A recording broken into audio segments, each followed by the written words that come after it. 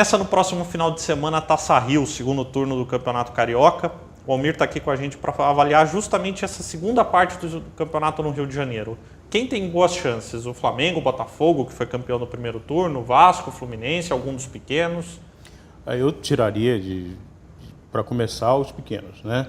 E acho uma incógnita. Por quê? Porque o Flamengo tem um time que basicamente é o time do ano passado, mas não se encontrou, tem problemas de salários atrasados dos jogadores, o clima no grupo não tá muito bom. O Fluminense foi o que mais contratou, mas os jogadores não estão rendendo, o René ainda não conseguiu dar uma forma para o time, isso a gente não sabe quando ele vai conseguir isso. O Vasco tem um time limitado e eu acho que, por incrível que pareça, o Botafogo surge, pelo menos nesse início, como uma equipe com melhores condições de conquistar essa Taça Rio. Embora tenha uma coisa a se notar. Raramente no futebol carioca, o time que ganha a Taça Guanabara ganha a Taça Rio. Normalmente é um outro time e aí eles vão para a decisão. Então vamos considerar que, não sendo o mesmo time, a gente tira o Botafogo dessa disputa, que foi o melhor futebol da primeira fase.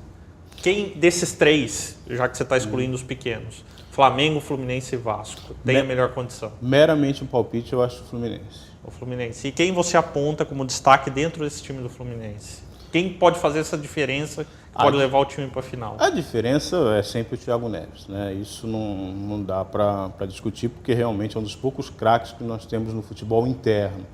Agora, o Conca não está jogando um bom futebol, se subir é uma coisa interessante. O lateral esquerdo, o Leandro, também está muito distante daquele Leandro do Palmeiras.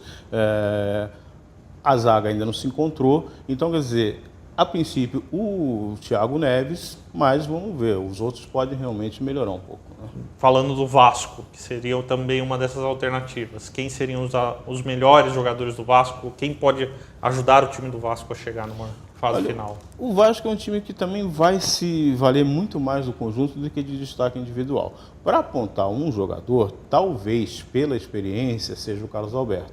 Só que o Carlos Alberto é extremamente inconstante, a gente nunca sabe quando ele vai jogar bem, quando ele vai jogar mal, quando ele vai levar um cartão imotivadamente, então fica difícil. Eu acho que a força do Vasco realmente é o conjunto.